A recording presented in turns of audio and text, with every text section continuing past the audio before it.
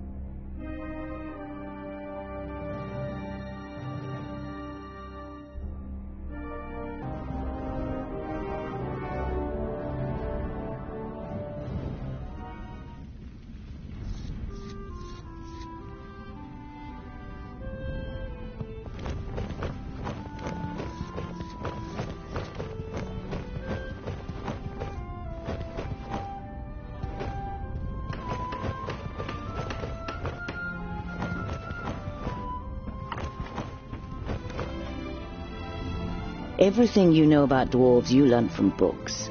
The divine smith created the dwarves, and from time to time you make him an offering of some crumbs of gold. It's the most valuable thing you have to offer Vracus.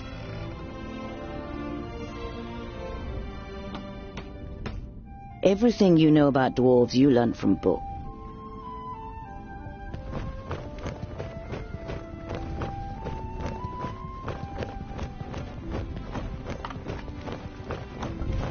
A map of while most of the landscape features are missing, the veins of the magic fields are marked in painstaking precision.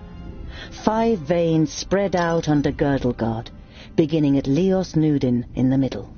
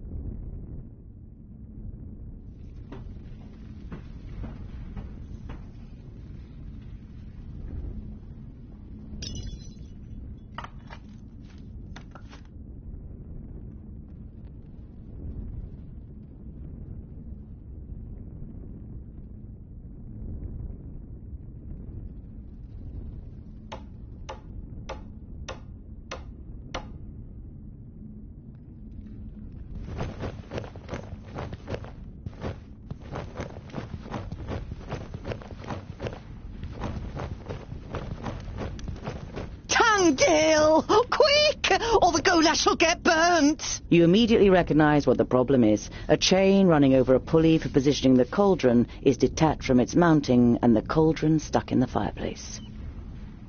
It's a heavy load, and none of the famuli, who feel superior even during kitchen duty, dare do anything. They might burn their fingers, or even get a bit dirty.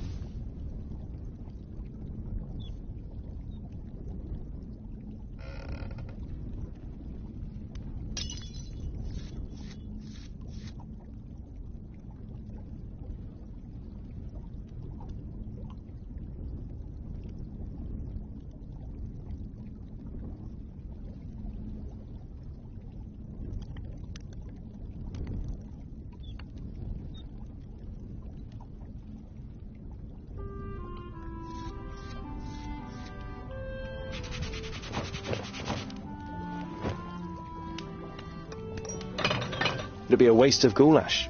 And I'm hungry. Here, hold this.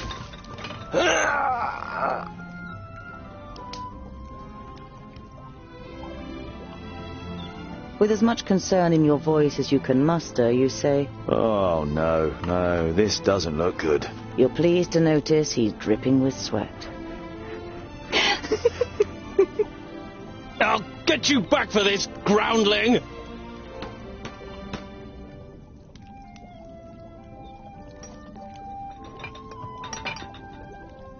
You damned freak! For a moment you hope the famulus really does raise his hand to you. But then he comes to his senses and leaves the kitchen, his face bright red. What a pair you are!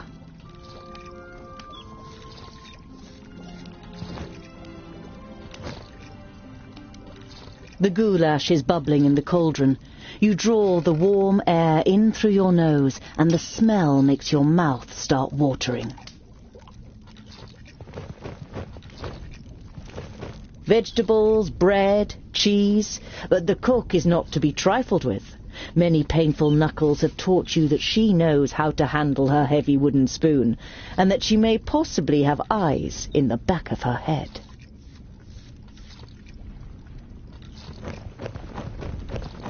The beer that is delivered to the vaults is supposed to be the best beer in Idderslane. It's certainly your favourite beer, but you haven't drunk enough other beers to truly know.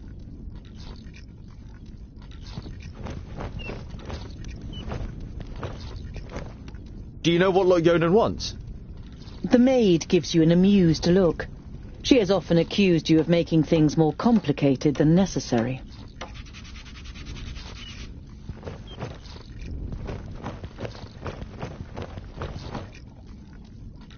I am your godfather, little one.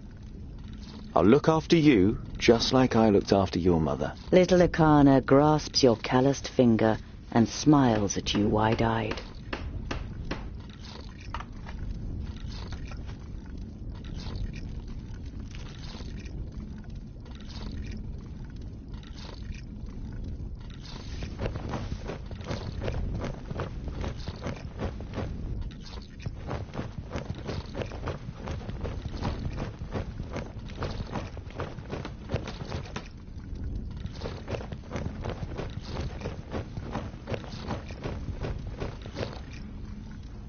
Lot Yonan didn't just take you in.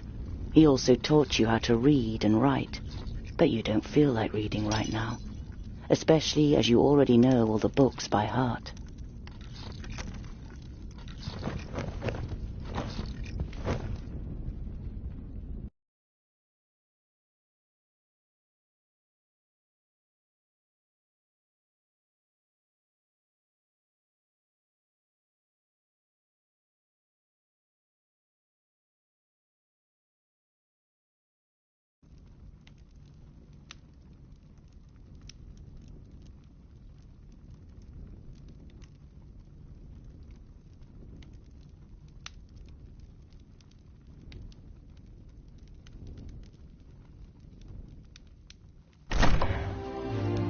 Master Lot Yonan, Frala told me you wished to speak with me.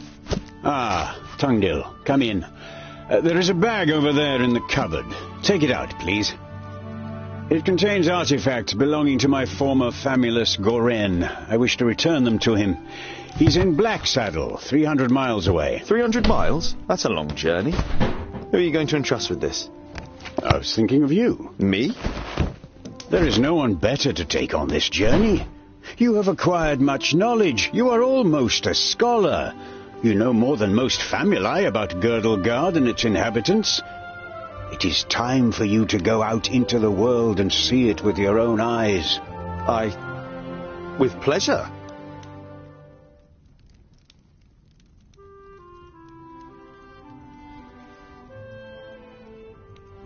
What's in the bag? Magical devices. You better leave the bag closed if you want to avoid any accidents. Dwarves don't really like magic, and magic doesn't like you either. Rackus gave us so much craftsmanship that there's no space left.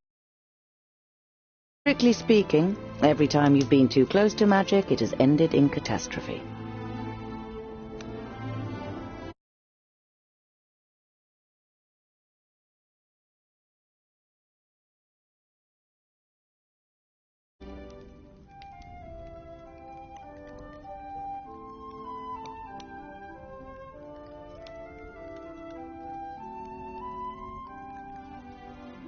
Perhaps I'll meet some dwarves on my travels.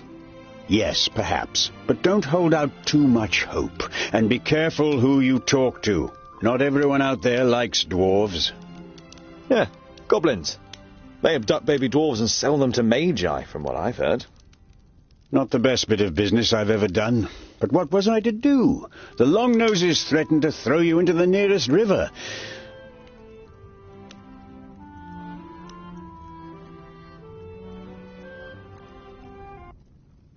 Be on your guard. Look after the bag and don't lose it. May Palandiel be with you. And Varakas too, of course. I'll set off immediately.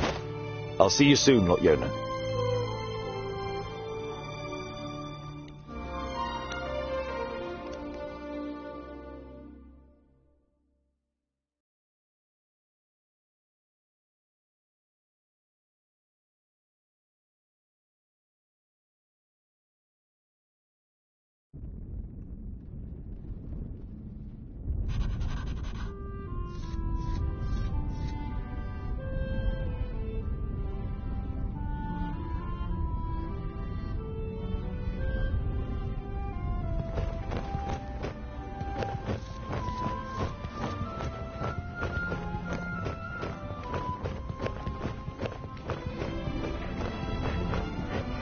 Just as you reach the door, your stomach rumbles. It's not even noon yet, and you think you're going to survive a 300-mile journey without provisions.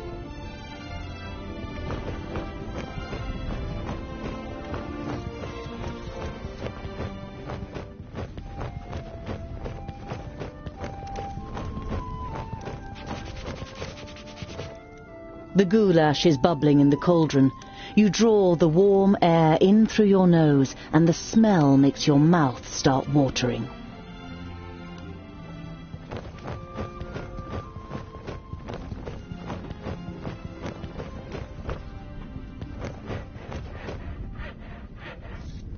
The blacksmith? Do you want something? Did a horse bolt while you were trying to shoe it? It's certainly not on our plates.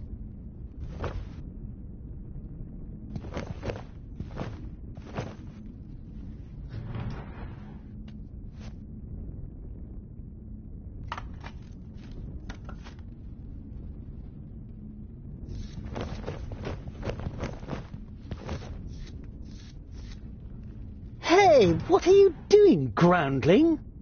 We're still eating here. Why don't you go and get your own portion?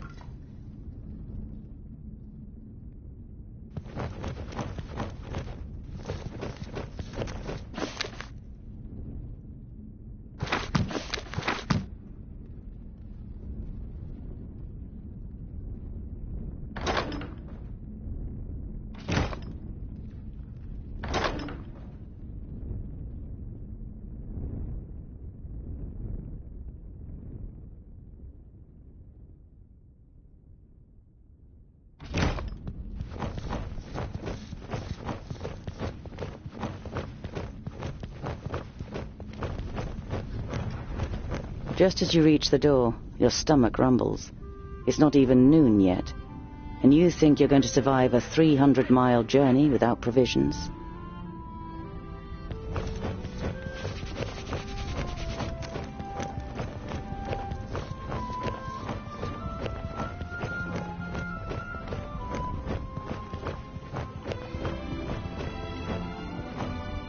Hello, Frala. I need provisions for 300 miles. You're grinning from ear to ear. Finally, you've got the chance to see something of the world. 300? Tungdil, that's no errand. That's an epic journey. Wait, I've got just the right thing. But make sure the cook doesn't see. I'm going to Blacksaddle to return a few things to a former apprentice in Amagus. You pocket the rye bread, sausages, and ham. Enough food for the first few days of your journey. I've got a present for you. You take out a symbol of protection that you've carefully made from 3 horseshoe nails. It's not the finest jewellery in Girdlegard. One look at Frala's face makes it clear that it doesn't matter. She glows with happiness as she takes the pendant. For me? But why? Because you don't see me as an oddity, and you're like a little sister to me. You could have said, but you settle with a shrug and a crooked smile.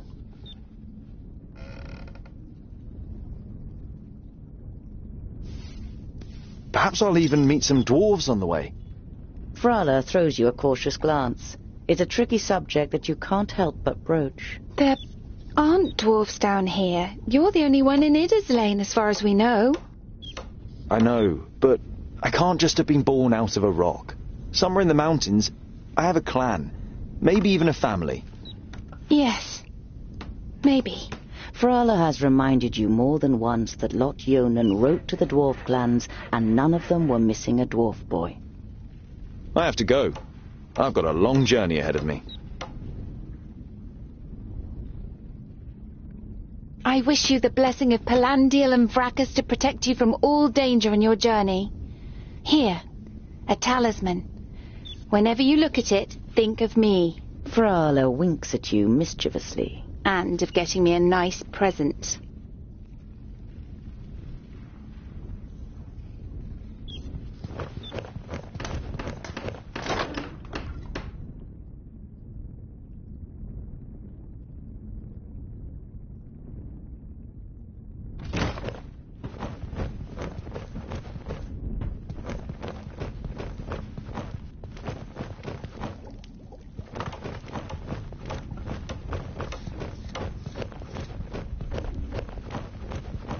Of the 200 or so people selected to learn the art of magic under Lot Yonan, there's barely a handful of them you can stand the sight of.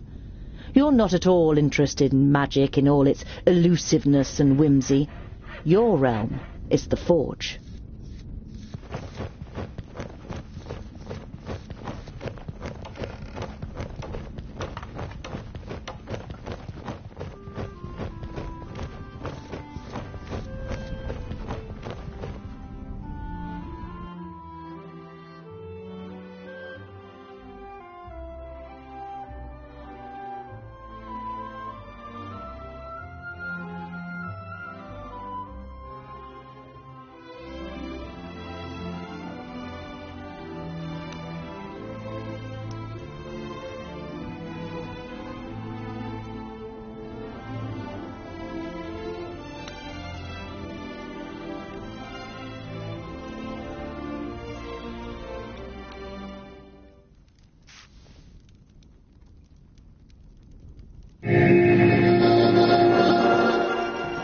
How nice to see you again, Lot Yonan.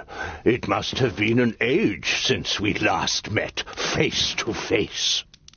Nudin, welcome. Please, sit down. No, thank you, my friend. These are urgent matters, and I don't have much time. You must come to Leos Nudin immediately. The perished land is stirring. Are you sure? What makes you think that? I found out about 60 orbits ago, during a visit to the borders. Our magical barriers have weakened and become porous. The Elfar have left their land, and a huge horde of orcs have marched into Girdlegard. Were you able to strengthen the spell with your magic? No, I can't repair the damage alone. We need the combined power of the 6. The other 4 are already on their way here, but we need your help too. I will set off for Parista without delay. Oh, and as you're coming, could you also take the opportunity to bring back the things that I lent to you? Of course. I have them already packed in a bag. Oh, thank you. We'll be expecting you.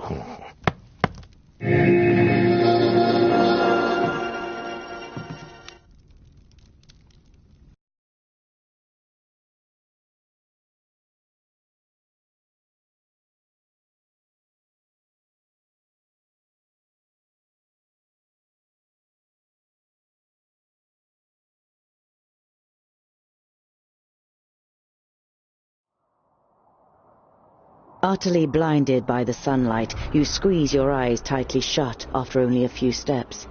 The time spent underground has made you so sensitive to light that you're forced to seek shelter in the shade of a mighty oak.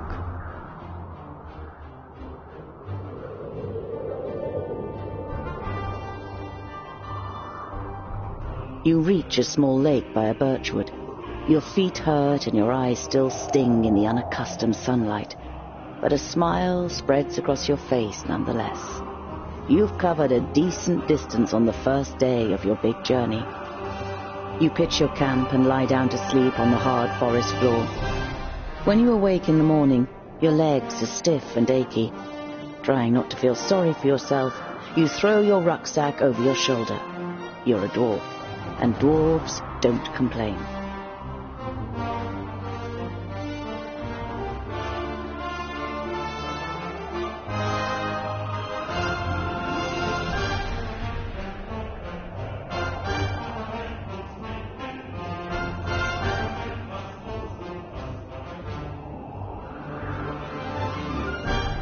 Around midday, with the sun high in the sky and the first beads of sweat appearing on your forehead, you see something move next to the road, a few 100 meters ahead.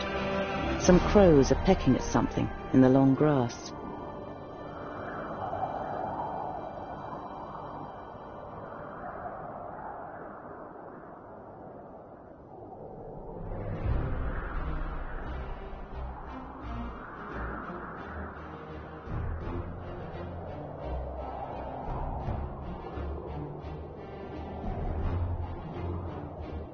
You survey the grass, the bushes and the few trees that are growing on both sides of the track. The wind blows through the grass and the leaves tremble.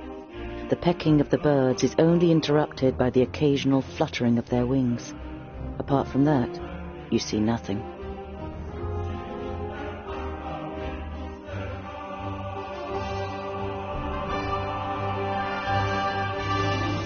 The creaking leather armor, the clattering rucksack, and a dwarf's inability to be quiet makes the crows flap around as you move from one bush to another. You give up trying to be stealthy, stand up straight, and see 2 human bodies in the flattened grass.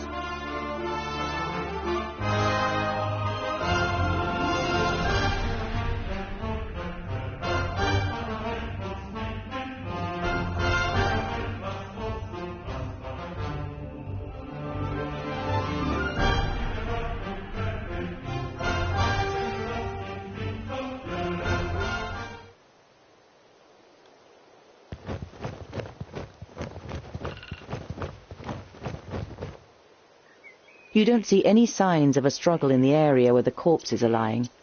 Were they stabbed by a companion? A stranger could hardly have crept up on them with such sparse cover.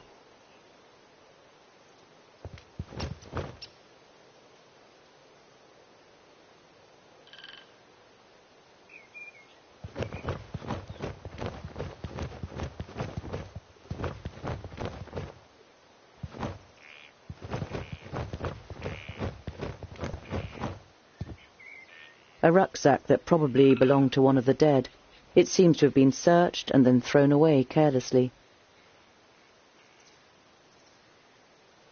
You find a few implements, some provisions, and a map. A route is drawn on it from Parista, Nudin's capital, to Lot-Yonan's vaults.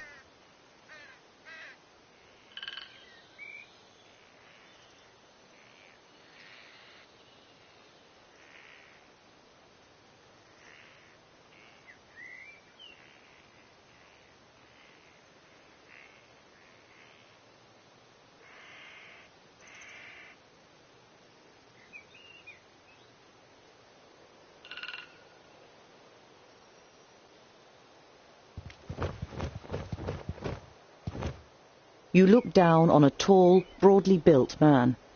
He's wearing dark brown leather armour that is strengthened with iron plates. There's a sword lying next to him. Was he trying to defend himself against something? Or someone? There is no blood on the sword.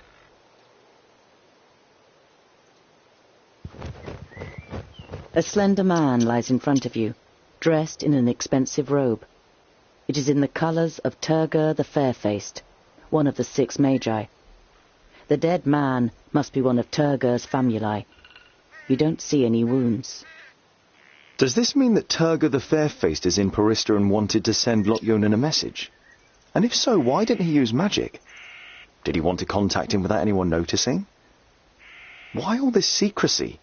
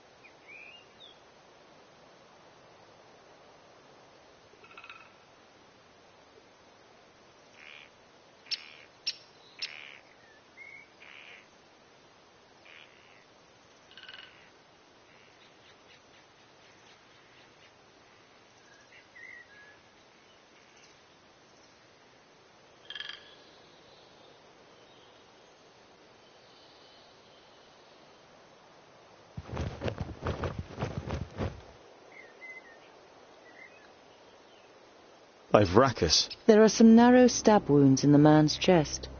The cuts are too big to have been made by arrows, but too small for sword wounds.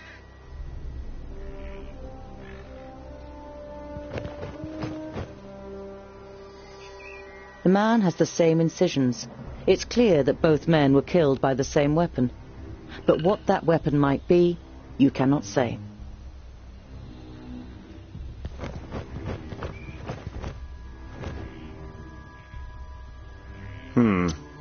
Nothing.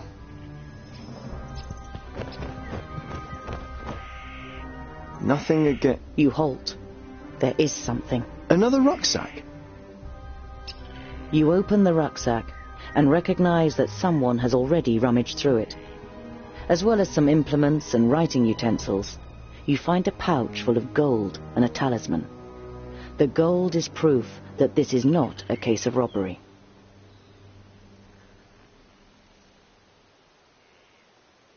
Warmth and a feeling of security flush through your body as you touch the talisman. You feel safer just holding it in your hand. I'm taking you with me.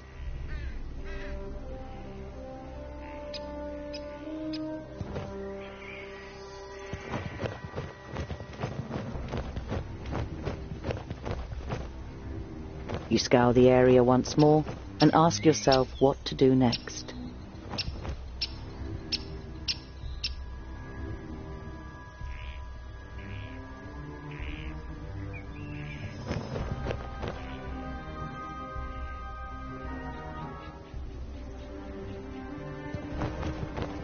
You scour the area once more and ask yourself what to do next.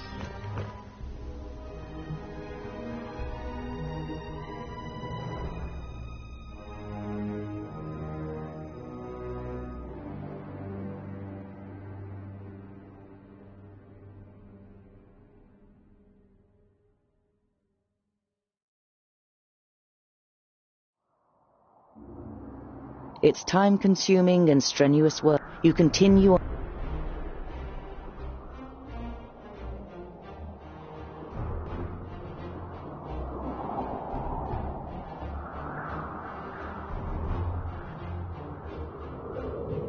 As the gable end of the ball.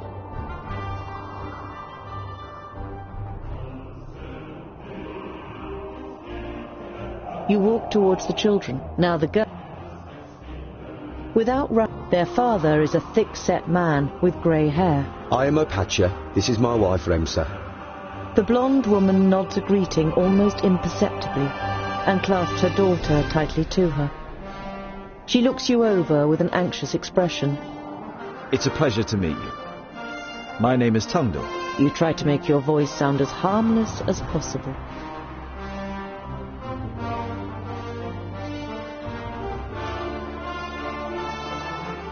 I'm sorry if I scared your wife and children. The man waves dismissively. No, no. It's just that my fair woman is especially jumpy these days. The orcs have been spotted near Calmstead. You should take it more seriously. The farmer's wife clutches her daughter even tighter before the girl finally protests. The boy steps forward excitedly and cuts the air with his stick. If strangers come, we're supposed to run away, but I can hit them too. Opatia pats his son on the head, laughing. We're safe. The orcs have no reason to come so far north.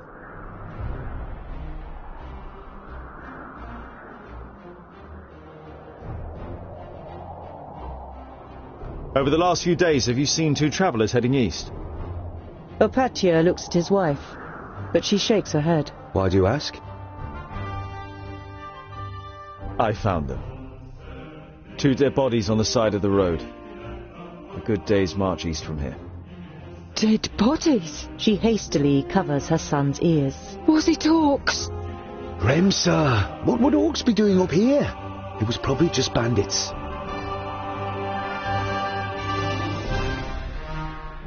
Wouldn't it be better to move to one of the bigger villages if there are orcs around? The farm is our livelihood. We can't just leave the place. The fields don't look after themselves. King Tilagorn's cavalry will take care of the orcs, or Lord Yonan and his magi. But the cavalry can't be everywhere at once. Even a handful of orcs would be enough to finish us. Once the seeds are planted, I'll build the hideaway, just as you wish. But what use is a hideaway if we've nothing to eat in the autumn?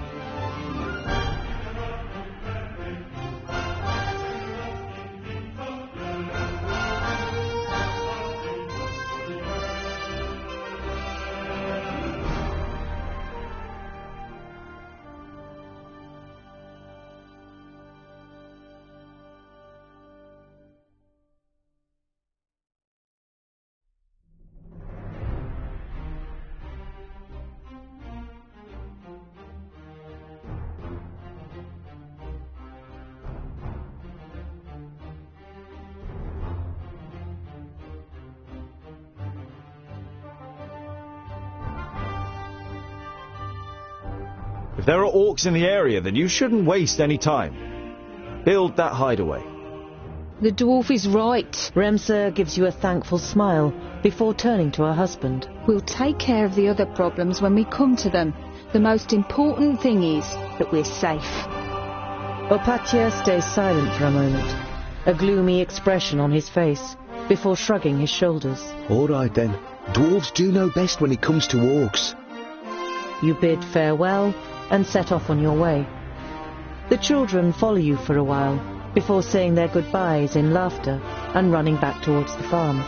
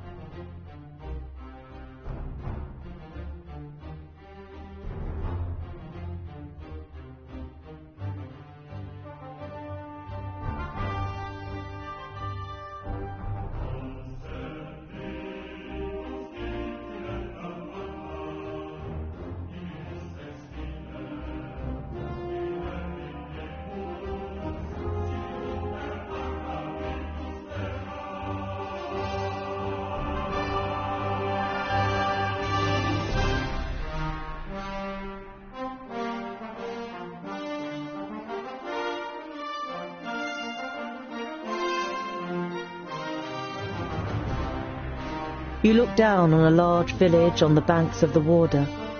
Some of the village is built on stilts in the river. A wooden bridge spans the fast-flowing water. A huge wooden palisade has been erected to protect the village from attack.